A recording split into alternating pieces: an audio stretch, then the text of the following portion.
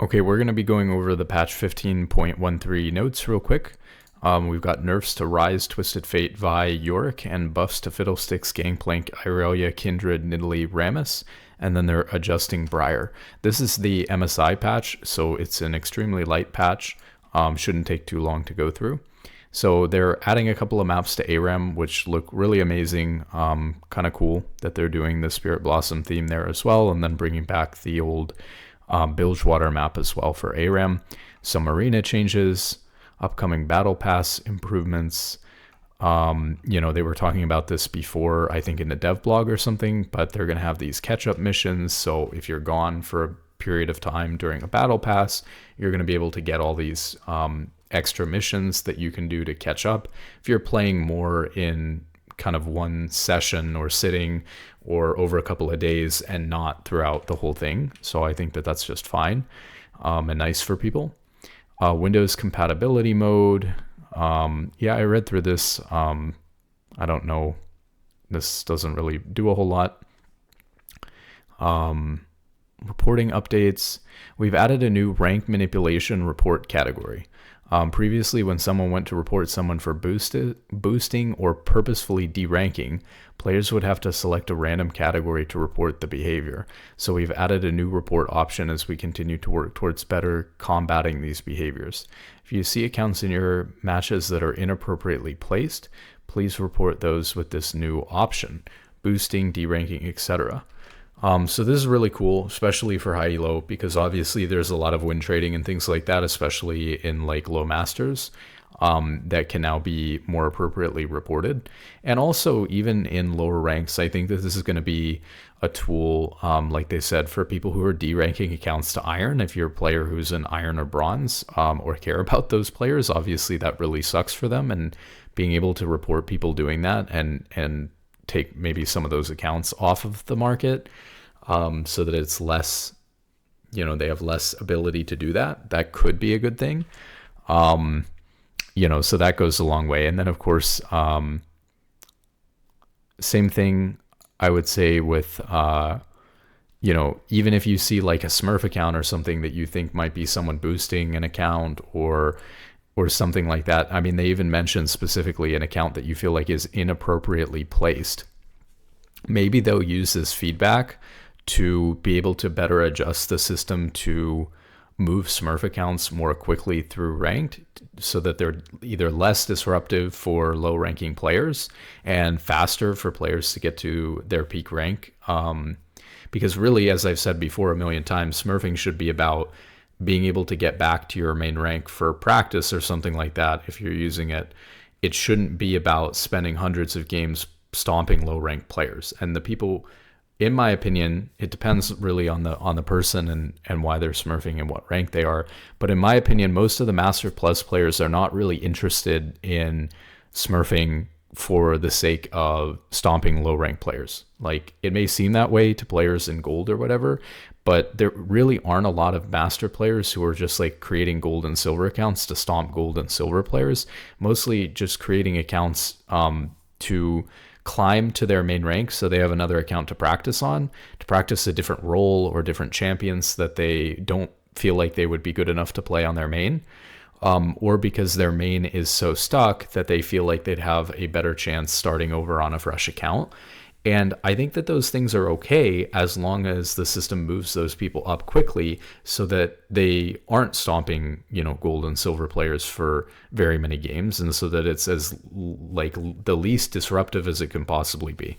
And so hopefully this helps them kind of calibrate that a little bit. And then the intentionally feeding report category has been renamed to disruptive gameplay to more accurately describe its intended use and make it a little bit more clear on what should be reported here. Yeah, I mean, this is a really big one. Obviously, like, when you put like intentionally feeding, it doesn't mean someone who's dying a lot, but when you call it feeding, right, it confuses it, especially for players, I think, who don't understand what it's there for. You confuse people into thinking, oh, if somebody's feeding hard, I'm going to report them. Or if it seems like they're playing so bad they must be doing it on purpose, then I'll go ahead and report them for intentionally feeding. When really what it's about is somebody dying in a way that is intentionally disruptive to like normal gameplay, well, maybe that's not even the best way to describe it either, because certainly dying is disruptive, right? But what they mean by this, obviously, is what this has always been intended for, which is a player who's really not just tilted or having a bad game or has a really brain dead play style where they just fight people over and over again, because there are players like that even in high elo. But it's intended for players who are like, get mad at somebody and then start playing completely differently, in a way that is designed to frustrate their teammates, lose the game, potentially die on purpose. But sometimes it's not even feeding, right? Sometimes it's just pushing a sideline forever and refusing to group. Sometimes it's, and that can get tricky in low elo too, because split pushing is a real strategy, of course. But you can tell when someone's rage pushing versus, split pushing. So it's very complicated, but I think that this could help to clear that up a little bit. Players will no longer receive AFK penalties if they reconnect to the match in progress and win. I don't know how to feel about that, because I guess they're incentivizing players, even if they rage quit, to come back and try to win the game. But allowing a player to AFK, especially intentionally DC, and then come back, and because if they AFK'd for an extended period of time, they probably came back because their team was doing really well and managed to carry them. For that person to not get an AFK penalty is kind of crazy. Now, of course, you can still report that person. So I assume, it doesn't really clarify this, but I assume that's not to say that if everyone reports them for having AFK'd or having rage quit the game, doesn't mean no penalty is going to be applied. It sounds to me like they're just not automatically going to get AFK penalties unless people report them. And so that allows for some distinction too between like, okay, did this guy type something and rage quit? Did something bad happen and he rage quit? Or did this guy actually just DC? Did he DC for like a minute and nobody cared? Did he DC for like 10 minutes and it nearly lost you the game, but then you won, and then everyone's going to report him? So, I mean, I guess, but I don't know. Even for DCing, right, the idea is that if you can't tell easily who's DCing versus rage quitting, you need to just, especially since DCing is kind of rare. I mean, it happens to all of us at some point, but it's not like you're getting instantly banned for it, right? You're just getting a little bit of a ranked penalty. I think that it's totally appropriate, the system that they had in place before. So I don't know that this makes a whole lot of sense. It could also cause players to want to retaliate against that player and intentionally lose their team in the game because they want to make sure that person gets the AFK penalty. So on the other hand, you have that issue as well. We've also adjusted the report feedback notification period after reporting a player from 14 days to 3 days to keep the notifications more relevant. So that makes sense to me, because I've had like, I'll log in, after having not played in a while, and I'll get like a barrage of old notifications related to this, which is kind of annoying. Also, you have to like click through all of them in order to be able to play. So it's just kind of, it's nice to see some feedback when you're paying attention and care. But then if you're like gone for a while and come back, you don't really want to click through 10 screens to get to doing your stuff. So I get that. The other thing though is that if you're reducing this from 14 days to 3, I wonder if people are going to feel like, hey, what happened to that system? All of a sudden, I'm getting like a tenth of the notifications I used to about players getting punished. And I feel like people were really positive to this change.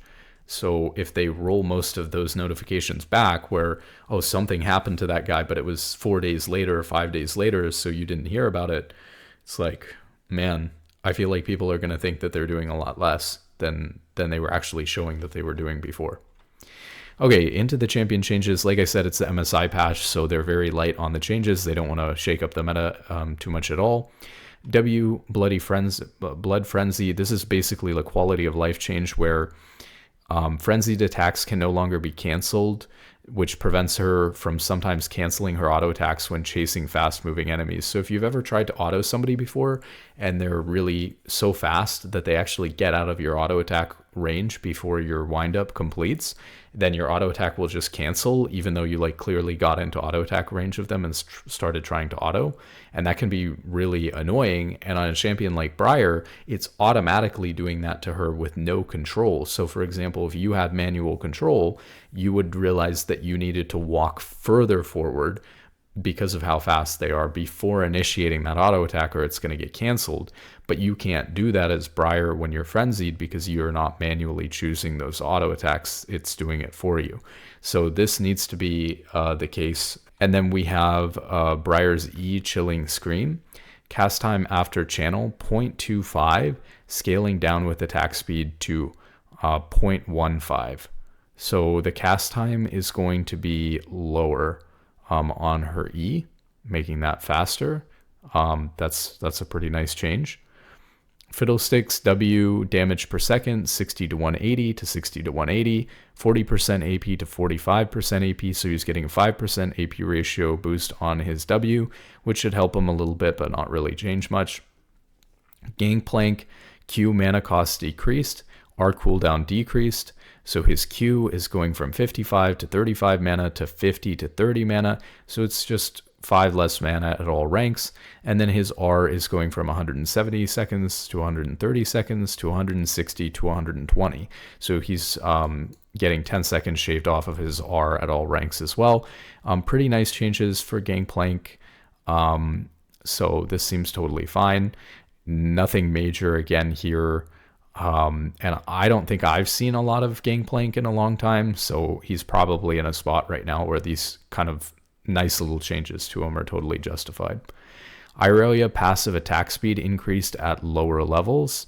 So Irelia's passive attack speed per stack 7.5 to 25 to 10 to 25 based on level. So like they said in the early level, she's going to be getting more attack speed per stack from her passive, with her maximum stacks going from 30 to 100% attack speed to 40 to 100%.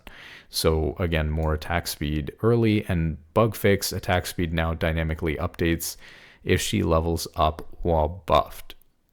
Okay, so that's kind of a big deal actually. I mean, it's a very minor thing, but that basically changes how it works. Like, the reason why it's kind of a big deal is because let's say you level up. If you're keeping your stacks up of your passive for a long time on Irelia, it might be a long time before you start restacking in order to have more attack speed from it. So this is going to say, even if you have a couple of stacks, you know, when you level up, it's instantly going to give you that extra attack speed. So that's actually kind of nice, because she'll go, you know, a long time sometimes without dropping her stacks and not getting that updated attack speed. So that's kind of a nice bug fix. Kindred R cooldown decreased at lower ranks. Again, this isn't going to do anything too crazy for Irelia. It's just a nice little buff. So Kindred R cooldown decreased at lower ranks, 180 to 120 to 160 to 120. So it's losing 20 seconds off of its cooldown, then 10, and then it's the same. Again, nice little buff for Kindred. Kindred's also already a pretty good champion, so this is kind of a it's not a huge buff, but it's sizable when you consider how well Kindred's already doing. And they said that we think Kindred can be an exciting jungle pick at MSI this year and currently have enough room to receive a buff without harming regular play. So we're attempting to give them some more power, specifically geared towards coordinated play by offering up more ult casts. So we'll see what happens there. Nidalee is getting buffed, Q damage increase based on range increase. So let's see. Nidalee Q damage increase based on distance traveled, 0 to 200% to 0 to 225%. So this is just going to give her a little bit more damage the further it's traveled, which is, I think, really nice since it's a skill-based buff. And it's not too big of a buff. Distance required for damage amp, 525 unchanged. What does that mean?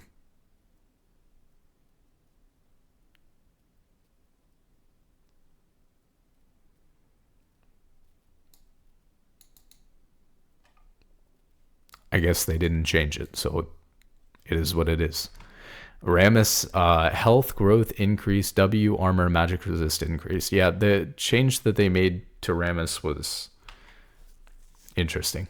Rammus's update was successful in making him much more consistently useful, but we shot a little low on his power level. That's kind of an interesting take. I think that it made him consistently worse, but he was better against like magic damage, I guess. But I think, like they said, I would rewrite this as Rammus's update. Well, I wouldn't call it successful. Rammus's update made him much more consistent, but we shot a little low on his power level. I don't know, consistently useful is interesting. We'd like to buff him back up. Okay. Health growth, 94 to 100. And W defensive ball curl, bonus armor, and magic resist is going from 27 to 27 to 47. So they're giving him a lot of resistances back into his W, and a lot of health. This should be enough of a change. There's a significant amount of armor and stuff like that, armor and MR now. This is a significant amount of health and armor and magic resist, and so it's going to make Rammus significantly tankier. So this is a change that is going to move the needle on Rammus quite a lot, and it's the first change in the patch, maybe the only change in the patch, because it's a very light MSI patch that will really change the champion in a significant way. Rise W damage decreased and mana cost adjusted. Okay, 70 to 190 to 60 to 180. AP ratio and bonus mana are staying the same. And then the mana cost is going from 40 to 100 to 50 to 90. So the mana cost is going up by 10 early, then 5, then 15. Then it's actually... Wait, hold on. I'm reading it wrong. It's 10 mana more expensive, then 5 mana more expensive, then the same, then 5 less, then 10 less. So this is going to allow him to scale, so it's going to push him a little bit more towards scaling, since that's where he's supposed to be. They're saying that he's stronger than he ought to be, and he risks taking over the mid lane pool at MSI, so we're delivering a small nerf to his early laning phase, where his opponents don't have much room for counterplay. So they're just taking a little bit of damage away from him, and changing how the scaling on his mana cost is going to work in a way that is going to make him a little bit weaker earlier and a little bit stronger later. Not a very big change, though. Not that big of a deal. Twisted Fate, our cooldown increased. Yeah, Twisted Fate's been doing pretty well. So he's getting 10 seconds at all ranks on his ult. I don't think that that's that bad. He is a champion, though, that does like to use his ult off of cooldown. But I just don't think that 10 seconds is that big of a deal. I think a lot of games he's going to get the same number of ults off probably regardless of the 10-second nerf. So I don't know. It's fine. It's a fine change, but it's very light again. And actually, I feel like they could have gone a little bit harder on Twisted Fate given how well he's doing. Vi, passive shield decreased. So her shield was 14% of her max HP, and now it's 12%. Okay, totally fine. Yorick, base armor, 39 to 36. Okay. I mean, that's not nothing. This is makes a decent difference in top lane, but well, and in jungle too, because armor is really important for clearing, but mostly we're talking about top lane. So, yep, that's fine. And then they've got ARAM. What was this, like ARAM changes?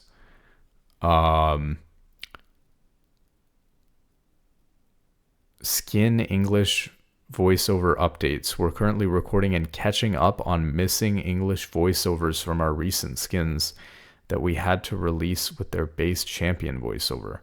We'll be working backwards, starting with Spirit Blossom Morgana and Spirit Blossom Karma. So they'll be arriving with their final English voiceover in patch 15.13. That's the one we're looking at right now, which is currently live. Some shop updates, client shop skin preview test. There's a new skin preview in the client that we're currently testing. Not everyone will see it as we're testing it. It'll run for 1 or 2 patches, and then we'll turn it off later.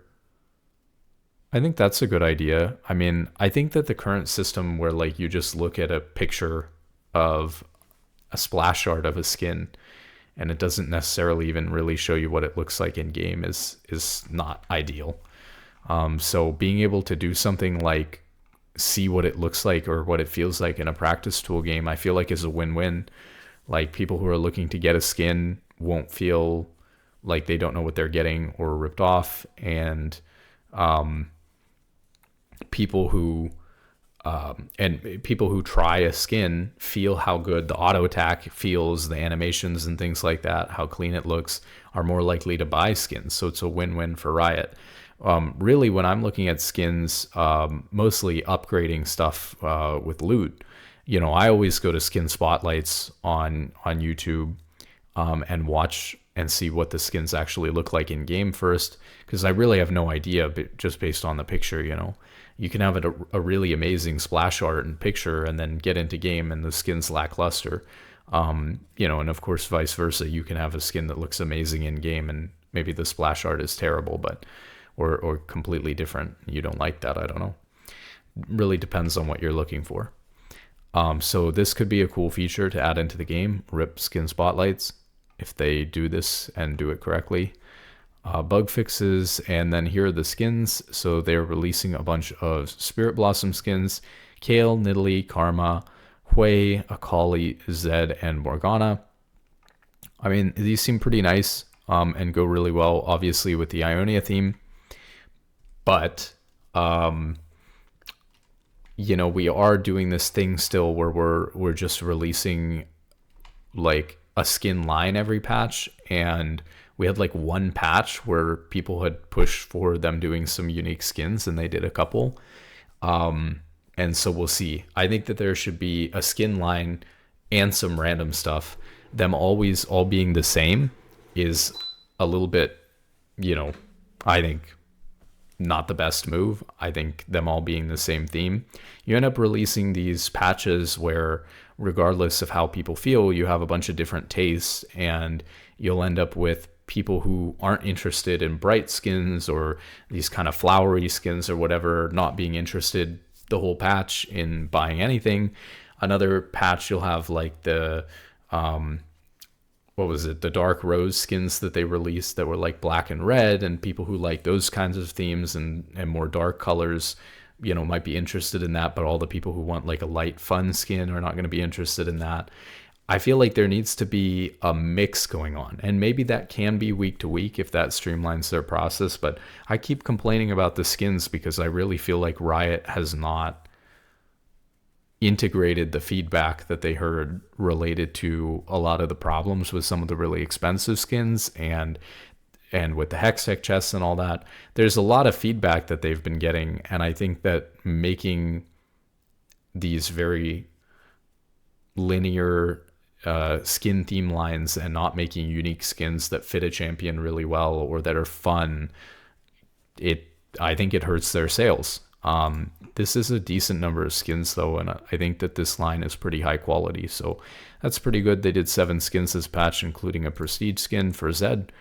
So that's it for the patch. Thank you guys for watching. Good luck in solo queue and have a wonderful day.